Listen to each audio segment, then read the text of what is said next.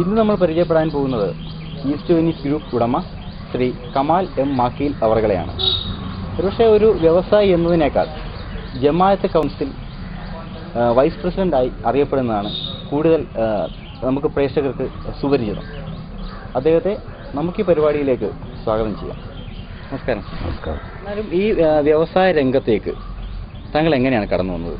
ഈ two wheeler, കാരണം ഇപ്പം എല്ലാവരും ഒരു മടിച്ചു നിൽക്കുന്ന ഒരു രംഗമാണ് ടൂ വീലർ വ്യവസായ രംഗം. അതിലേക്ക് എങ്ങനെയായിരുന്നു കടന്നു വരൂ? ഞാനൊരു ദശാബ്ദക്കാലത്തോളം വിദേശത്ത് ജോലി ചെയ്തിരുന്ന ആളാണ്. വിദേശത്ത് ജോലി ചെയ്തതിന് ശേഷം അവിടുത്തെ ജീവിതമൊക്കെ മതിയാക്കി നാട്ടിൽ വരുമ്പോൾ എന്തെങ്കിലും ഒരു സംരംഭത്തിലേക്ക് കടക്കുക എന്നുള്ള താല്പര്യത്തിലാണ് വന്നത്.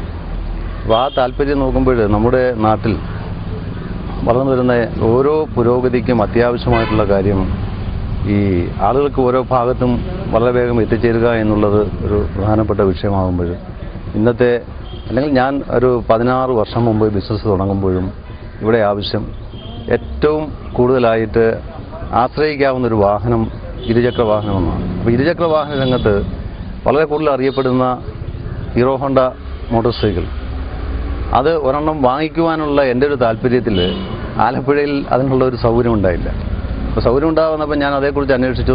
അടുത്തുള്ള ജില്ലകളിലൊക്കെ പോയി ആ വാഹനം വാങ്ങിക്കുന്ന സാഹചര്യം വന്നപ്പോൾ എന്തുകൊണ്ട് ഒരു പരീക്ഷണാടിസ്ഥാനത്തിലാണെങ്കിൽ പോലും ആ ഒരു ബിസിനസ് ആലപ്പുഴയിലേക്ക് കൊണ്ടുവരുന്നതിന് ഞാൻ തന്നെ ഇനീഷ്യേറ്റീവ് എടുത്താൽ എന്താണെന്ന് തോന്നി. ആ ഒരു താല്പര്യമാണ് ഏറ്റവും ഒടുവിൽ ഹീറോ ഹോണ്ടയുടെ ഡീലറാക്കി എന്നെ എത്തിച്ചത്. എന്തായിരുന്നു ഈസ്റ്റ് വെനീസ് മോട്ടോഴ്സ് ആ പേരിൻ്റെ എന്തായിരുന്നു അതിൻ്റെ ഒരു രഹസ്യം? ഞാനിപ്പോൾ എനിക്ക്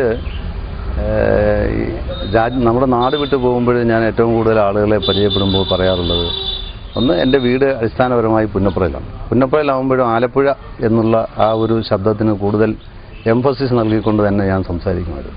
അപ്പോൾ തിരിച്ചു വരുമ്പോൾ ആലപ്പുഴ കേരളത്തിൻ്റെ ഏറ്റവും പ്രധാനപ്പെട്ട വ്യാപാര കേന്ദ്രമായിരുന്നു. ആ വ്യാപാര കേന്ദ്രമായിരുന്ന ആലപ്പുഴയുടെ പിന്നോക്കാവസ്ഥയിൽ അതിനൊരു വീണ്ടും ആ ഒരു ലേബലിൽ, അല്ലെങ്കിൽ എന്താണ് ഒരു കാലത്ത് അറിയപ്പെട്ടിരുന്ന കിഴക്കിൻ്റെ വെനീസിന് അതിനുണ്ടായിക്കൊണ്ടിരുന്ന ആ ഒരു തകർച്ച, അതിൽ നിന്ന് അതിനെ ഉയർത്തിയെടുക്കുന്നതിന് ഒരു ചെറിയ കൈത്തിരി നാളം കത്തിക്കുക എന്നുള്ള താല്പര്യം എനിക്കുണ്ടായി. അതിന് പകരം ഞാനെപ്പോഴും എന്തുകൊണ്ട് ഈ കിഴക്കിൻ്റെ വെനീസാണ്, അപ്പം വെനീസ് ഓഫ് ദ ഈസ്റ്റാണ്. വെനീസ് ഓഫ് ദ ഈസ്റ്റിന് Venice of the east motors എന്ന് പറഞ്ഞിടാനൊക്കത്തില്ല. അപ്പോൾ ഞാൻ നോക്കുമ്പോൾ ഒരു കുറച്ചുകൂടെ ചേർച്ചയുള്ള വാക്കായിട്ട് അതിനെ ഈസ്റ്റ് വെനീസ് മോട്ടോഴ്സ് എന്ന് പേരിട്ടു. അതിനുശേഷം തന്നെ ജില്ലയുടെ വേറെ ചില ഭാഗങ്ങളിലൊക്കെ ഇതുമായിട്ട് ബന്ധപ്പെട്ട അസോസിയേറ്റ്സ് ഞാൻ തന്നെ നേതൃത്വം കൊടുത്ത് ഉണ്ടാക്കിയതുണ്ട്. ഇപ്പോൾ കായംകുളത്ത് സ്ഥാപനം തുടങ്ങിയപ്പോൾ കായംകുളത്തെ അറിയപ്പെടുന്നത്